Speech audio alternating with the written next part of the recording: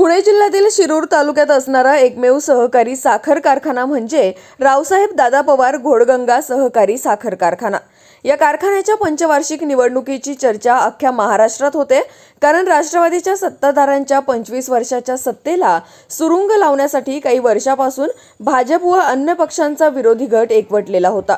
कामगारांचे रखडलेले पगार, ऊसाचा कमी बाजारभाव, कारखान्याची जमीन अशा अनेक मुद्द्यांवर विरोधकांनी आक्रमक भूमिका घेत सतत सत्ताधाऱ्यांना सळो की पळो करून ठेवलं होतं। अखेर कारखान्याची पंचवार्षिक निवडणूक लागून 6 नोव्हेंबर रोजी मतदान होणार असल्याने सत्ताधारी व विरोधकांचा प्रचार सभांनी जोर धरला होता। राष्ट्रवादीचे नेते व माजी उपमुख्यमंत्री अजितदादा पवार यांची 3 तारखेला मांडवगण फराटा येथे प्रचार सभा झाली। त्यांनी त्यांच्या शैलीत विरोधकांवर सडकून टीका केली होती। त्याला प्रत्युत्तर देण्यासाठी भाजपचे नेते व महसूल मंत्री राधाकृष्ण विखे पाटील यांनीही 4 नोव्हेंबर रोजी मांडवगण फराटा येथे झालेल्या प्रचाराच्या सांगता सभेत सत्ताधाऱ्यांचा खरपूस समाचार घेत आता आमचे सरकार केंद्रातही आहे व राज्यातही आहे, त्यामुळे शेतकऱ्यांनी सत्ताधाऱ्यांच्या दहशतीला घाबरून न जाता बिनधास्त मतदान करावे व सत्ता बदल घडवावा असे आवाहन केले। यावेळी पत्रकारांच्या अनेक प्रश्नांची उत्तरे देताना नेमके काय म्हणाले विखे पाटील, याच बातमीचा प्रत्यक्ष आढावा घेतलाय आमचे विभागीय संपादक रवींद्र खोडे यांनी। पाहुयात। हे होत आहे की शिंदे फडणवीस नाही, माझं म्हणजे होतो ना, आता महाविकास आघाडी सरकारचे लोक स्वप्नरंजनात आहे। मुंगेरीलाल की हसीन स्वप्ने पाहत आहेत, ठीक आहे, त्यांना स्वप्न पाहण्याचा आनंद दिला पाहिजे आपण। नारायण राणे आणि सावंतांचं आज बैठकीत भांडण पाहायला मिळालं। नारायण राणे आणि सावंतांचं सिंधुदुर्ग रत्नागिरीमध्ये बैठकीत भांडण झालं। तर ते असं आहे की स्थानिक राजकारणाची किंवा तिथल्या लोकल प्रश्नाचे मतभेद असतील, पण मला वाटतं माननीय मुख्यमंत्री आणि माननीय उपमुख्यमंत्री समर्थ आहेत। असं मध्ये पंतप्रधान रवी राणा बच्चू कडूचं भांडण होतं, ते वैचारिक मतभेद होते। त्या पद्धतीने आता राणेसाहेब ज्येष्ठ नेते आहेत। खरं म्हणजे मी काही पाहिलेलं नाही ते कशामुळं काय नाही कशामुळं झालं मला कल्पना नाही आहे, पण निश्चितपणे त्यांच्या विकासाच्या मुद्द्यावरच मतभेद होतात आणि ते त्यातून चर्चेतून प्रश्न सुटू शकतात।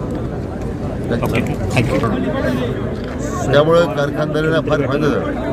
केंद्र सरकारनं त्यामुळे मुक्त असताना तुम्हाला मदत केली, त्यामुळे बँकेचे कर्ज घ्यावे लागले नाही, व्याज प्रचंड वाचलं। या वर्षी तो कोटा सिस्टीम पण आलेली आहे। काही कारणामुळं उत्पादन कमी होईल, काही जास्त होईल, काही कारणामुळं तरी केंद्रीय वाणिज्य मंत्री जे पियुष गोयल त्यांच्या अध्यक्षतेखाली समिती आहे, त्या समितीला मी विनंती केलेली आहे की गत वर्षाप्रमाणेच OGL प्रमाणेच साखर निर्यातीला आपण परवानगी ठेवली पाहिजे, म्हणजे कारखानदारांना पुन्हा अधिकचा भाव आपल्या शेतकऱ्यांना देता येईल अशी विनंती केली। शिर्डीमध्ये आज राष्ट्रवादीचा मेळावा आहे आणि अजित पवारांनी कार्यकर्त्यांना सल्ला दिला आहे की शिंदे आणि फडणवीस सरकार हे आमिष दाखवत आहे पक्ष देण्यासाठी तुमच्या। असं की आम्हाला आमिष दाखवण्याची आवश्यकताच नाही। तुमच्या नाका घालून 40 आमदार निघून जातात, इतकं मोठं अपयश कोणत्या सरकारने असतं पाहिजे। अजित पवार म्हणले की 145चा आकडा कमी होण्याने सरकार पडेल। मी म्हटलं ना की जसं जयंत पाटील स्वप्नरंजन करताय, दादा एक ज्येष्ठ नेते आहेत, खरं म्हणजे ते अभ्यासू आहेत, त्यांनी सुद्धा आता त्यांच्या पक्षाच्या लोकांचा त्यांच्यावर एवढा परिणाम होईल याची मला कल्पना नव्हती। त्यांनी सुद्धा आता वास्तवाला समोर केलं पाहिजे। ते विरोधी पक्ष नेते आहेत, त्यांच्या कायम विरोधी पक्ष नेते राहत त्यासाठी शुभेच्छा देतात। महाविकास आघाडी मला कसं आहे की सुषमा अंधारे ज्या पद्धतीने भाषण करतात, मला वाटतं की ठीक आहे, जसं प्रक्षोभ भाषणं केले, दुसऱ्याचा शिमगा केला भाषणामध्ये,